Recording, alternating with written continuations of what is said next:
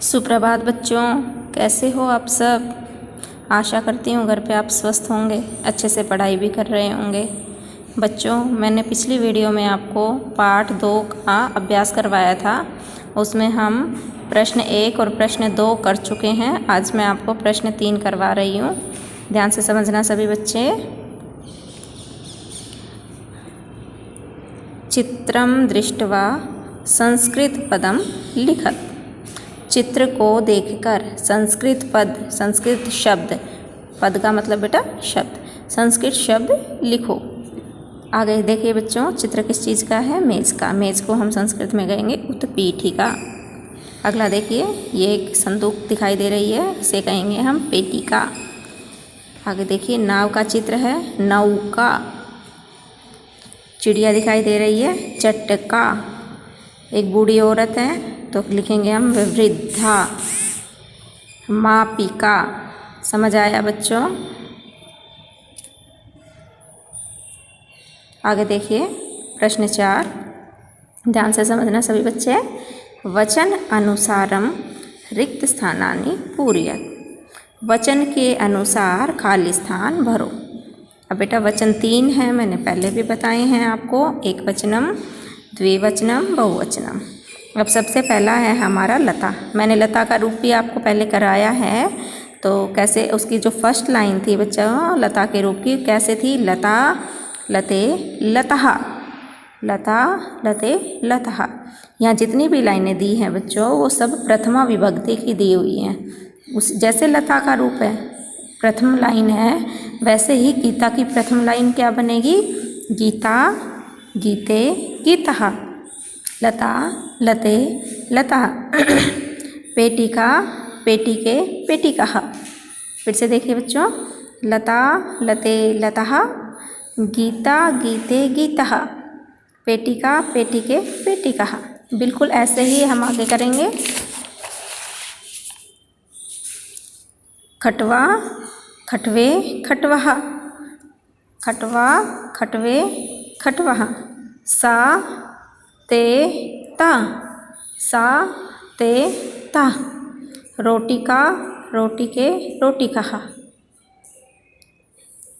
इनका अर्थ है बच्चों, जैसे लता है तो लता, लतेः, लतः, इसका मतलब है एक लता। एक वचन में लता है उसका मतलब है एक लता। उसके बाद है द्विवचन लते, इस लते का मतलब है 2 लताएं, ठीक है। और बहुवचन में जो लतः है, देखो ध्यान से देखो, यहाँ पर भी लता है और यहाँ पर भी लता है। एक वचन में भी लता और बहुवचन में, लेकिन अंतर क्या है? जो एक वचन में लता है उसके बाद विसर्ग नहीं है बच्चों, और बहुवचन में जो लता है उसके बाद विसर्ग है। तो जब विसर्ग नहीं होगा तो उसका मतलब वो एक है, और यदि उसके पीछे विसर्ग है इसका मतलब वो 2 से ज़्यादा है, बहुवचन है। समझ आया बच्चों? तो अब ध्यान से देखो, लता का मतलब एक लता, द्विवचन में लते है तो 2 लताएं, और बहुवचन में लतः इसका मतलब 2 से ज़्यादा लताएं। ऐसे ही गीता मतलब एक, गीते का मतलब 2 गीता, और बहुवचन में जो गीतः है इसका मतलब अनेक गीता। समझ आया बच्चों? ये इसी तरह हैं सारे। आगे देखिए 5वां प्रश्न। कोष्ठकात् उचितम शब्दम चित्वा वाक्यम पूरयत। कि जो आगे आपको बच्चों कोष्ठक दिए गए हैं, इनमें 2 शब्द दिए गए हैं। देखो, एक इसमें सही है और एक गलत है। इनमें से आपको सही लेना है और आगे खाली स्थान में भरना है। तो ध्यान से समझना बच्चों, इन दोनों में से हम कैसे पता लगाएंगे हमारा कौन सा शब्द सही है और कौन सा गलत। सबसे पहले है बालिका पठती।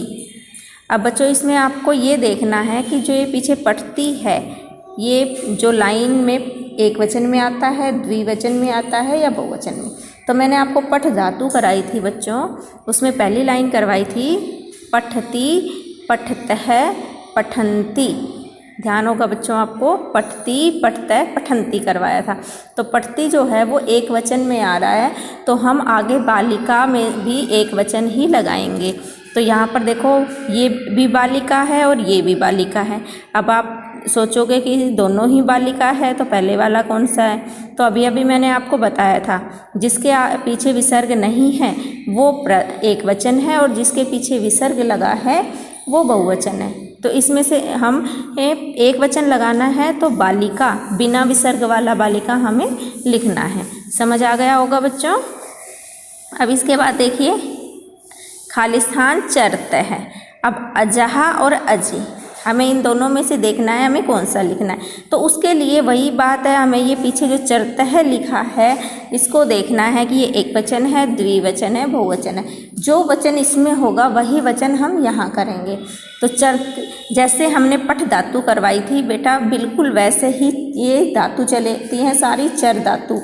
तो जैसे पठती पठते पठंती, ऐसे ही चरती चरत है चरंती। तो यहाँ पर कौन सा आया ध्यान से सुनो, चरती चरत है चरंती। चरत है मतलब बीच वाला है, द्विवचन है।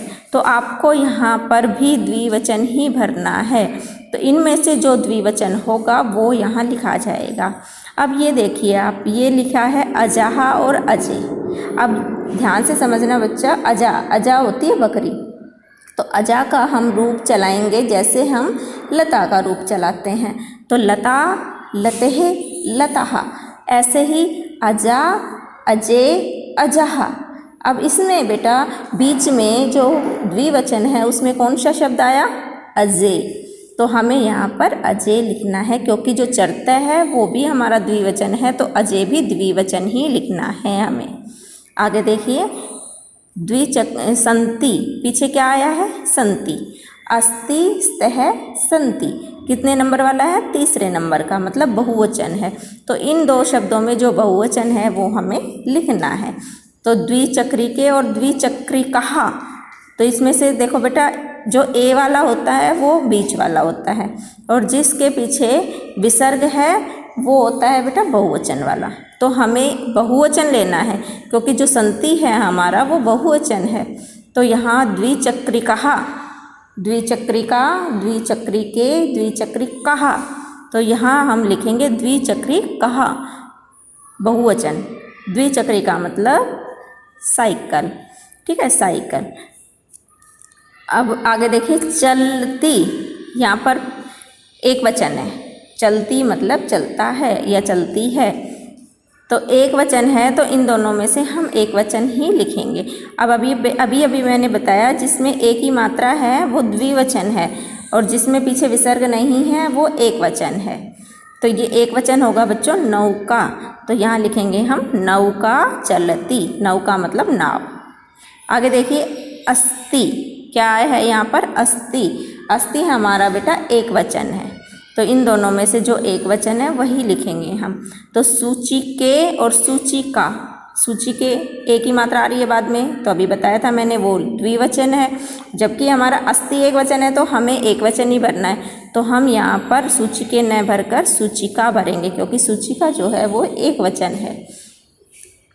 आगे देखिए उत्पतंती, पठती पठते पठंती। अंति किस में आता है, बहुवचन में, लास्ट में अंति। पठती पठते पठंती, ऐसे ही उत्पतंती बहुवचन है। तो इनमें से बेटा बहुवचन कौन सा होगा, एक ही मात्रा वाला तो द्विवचन है, मैंने पहले ही बताया था। तो जिसमें विसर्ग है लास्ट में वो है आपका बहुवचन। तो यहाँ पर हम लिखेंगे मक्षिकहा। समझ में आया बच्चों। आगे देखिए छठा प्रश्न, सा ते तहा, जैसे मैंने बताया था लता लते लतहा, सा ते तहा, लता लते लतहा, वैसे ही चलेगा ये। इतेभ्य उचितम सर्वनाम पदम चित्वा रिक्त स्थानानि पूरयत।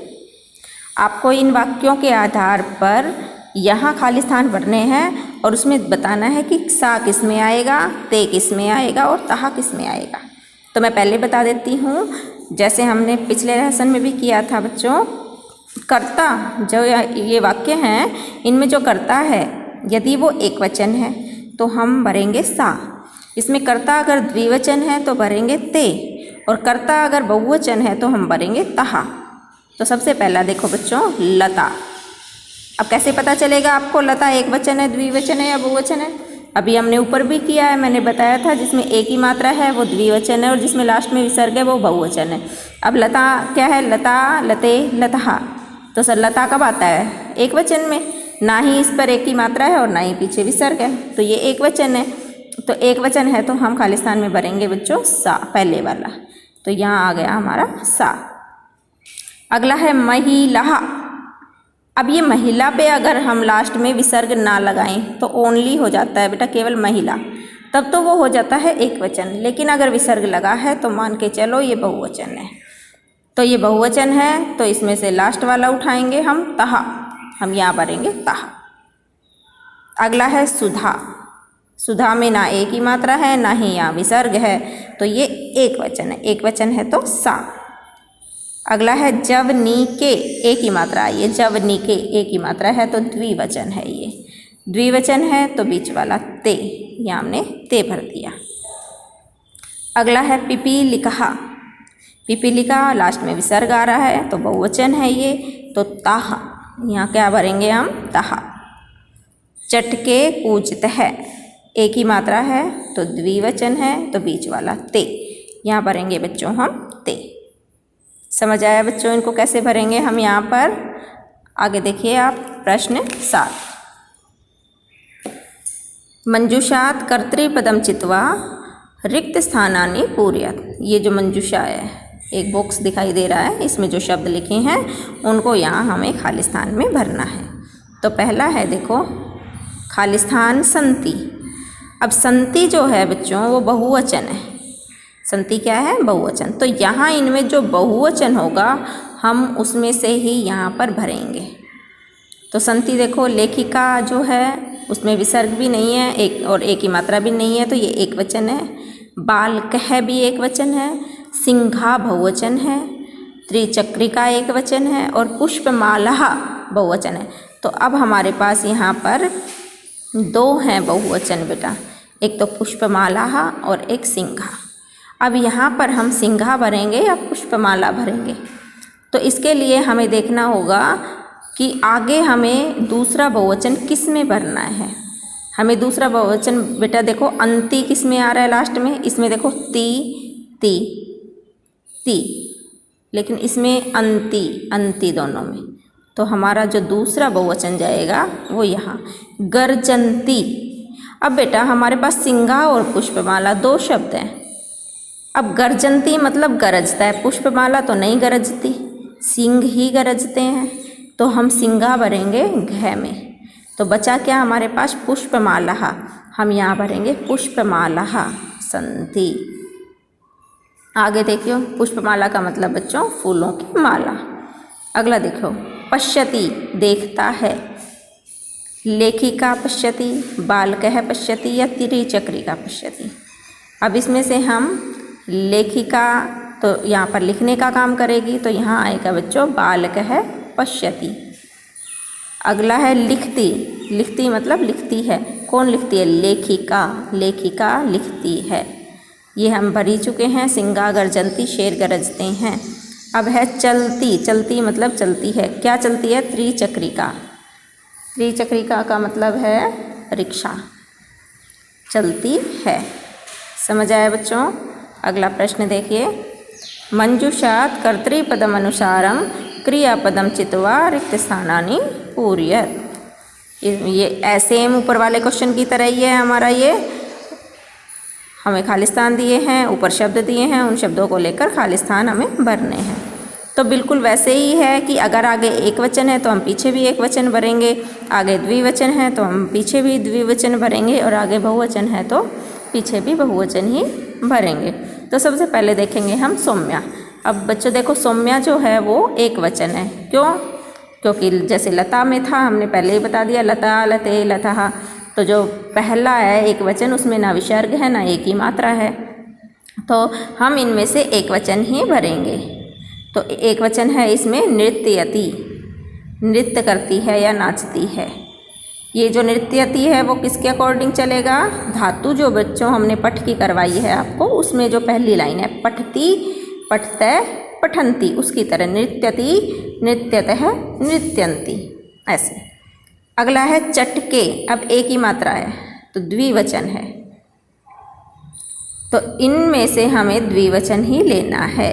तो पठती पठतः पठन्ति, उसके अनुसार हमें सारे भरने हैं। तो पठतः, बीच वाला जब चटके मध्यम है बेटा, द्विवचन है, तो हमने धातु में भी द्विवचन ही भरना है। तो पठती पठतः जो द्विवचन है उसमें पीछे विसर्ग वाला आएगा, तो पीछे विसर्ग वाला कौन सा लिखेंगे हम?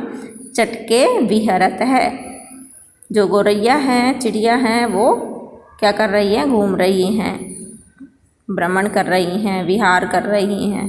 आगे देखो बालिके, बीच वाला है, एक ही मात्रा आ रही है तो बीच वाला। अब बीच वाला इनमें से कौन सा? जो इसके पीछे विसर्ग होगा। तो विहरतः हम पहले भर चुके हैं, बचा क्या हमारे पास? विसर्ग वाले में से कौन सा बच गया? गायतः। तो हम यहाँ भरेंगे बच्चों गायतः, बालिके गायतः। उससे आगे देखिए छात्राः। अब आप देखोगे कि छात्रा एक वचन है, द्विवचन है या बहुवचन है।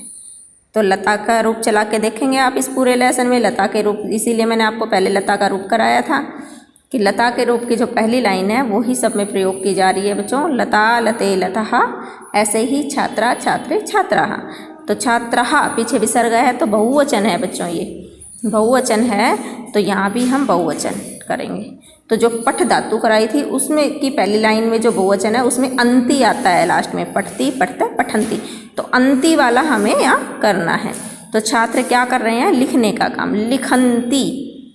ऐसे ही लास्ट में अब आ गया है जनः, लोग। जनः बहुवचन है तो हमारे पास बचा क्या? पश्यन्ति। अंति वाला ही आएगा क्योंकि अंति वाला बहुवचन है और यहाँ पर ये छात्रा और जना भी बहुवचन है।